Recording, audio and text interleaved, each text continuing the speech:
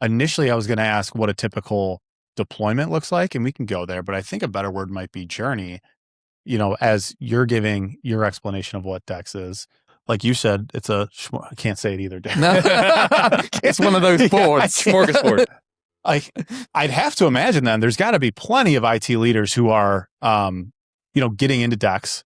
They're like, okay, buying into what Dex is, maybe even buying into what Nextthink, the platform is selling. But I imagine it can be quite overwhelming because it can do a lot. And you're like, where do I start? Yeah. No. So hopefully, I hope this question works and I can just ask you what an average deployment looks like. I know it's different for each organization. And maybe if it is, we can just shift to what does the average Dex journey look like when you're just starting out? Yeah. Let's start with what hooks them. Like what does that journey begin with? So if I think back again to where we started, I mean, I think one of the things you talk about is a very real problem that I've talked about in some sessions that I've hosted. I talk about that as value sprawl. It's like there is just so much out there. Mm-hmm. It can be overwhelming. Where do I even start? So if I think about my journey, like we got it because, fundamentally we wanted to optimize. We wanted to, start being more proactive. We wanted to be more employee focused. So it lined up very well with the strategic objectives we had. Once we could see properly into our environment, and again, this goes back to, I thought I knew our IT environment. I mean, it's only when you got a technology like this and you think, oh, actually, I don't really really know it as well as I do know it. It looks a little different than I thought because, we've got SLA measures, we've got standards and everything else. But until you actually see it, you think, oh shit, it's not quite how it, it's not quite how it looks. So if I use that as an example in terms of like my journey, like we had all these objectives to say, part of the transformation, this is our value, this is what we're going to do. When we actually peeked behind the curtains for the first time, it was a bit of a no, I want to say aha, but more like an oh shit moment. Was kind of say, okay, there's a lot of other opportunities here that we can go after. And what we started to do was then make some very specific tactical business cases, because one of the things we wanted to do was build some momentum behind this. So we had the endorsement of the investment and everything, but that's one part of the jigsaw. The other thing is when you're trying to modernize an organization and they're used to working a certain way, to change that takes some doing. So you need to build momentum. People don't want to look at this you don't want people to look at this and just think, oh, here's the next latest. You want them to, this is about working differently. This isn't just about, oh, we got another technology, go plug it in. So what we started to do was then go after some of these, whatever you want to call them, low-hanging fruit, quick wins, whatever. But they were more, they weren't things that I ever thought we would be going after, but it was very obvious that we could go after them. It was very obvious there was value.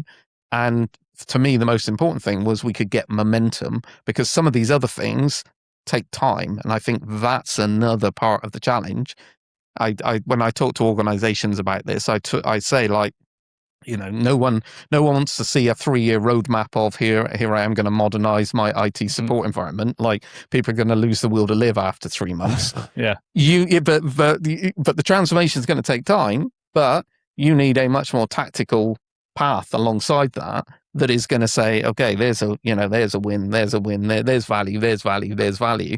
And once you got that momentum, then you start using the vocabulary, you start talking about this much more regularly, and then everybody's behind it, and then it becomes like a much more natural thing. So I mean, to try and answer your question, it's like, I think what there isn't such a thing, I don't think, as a typical. Yeah.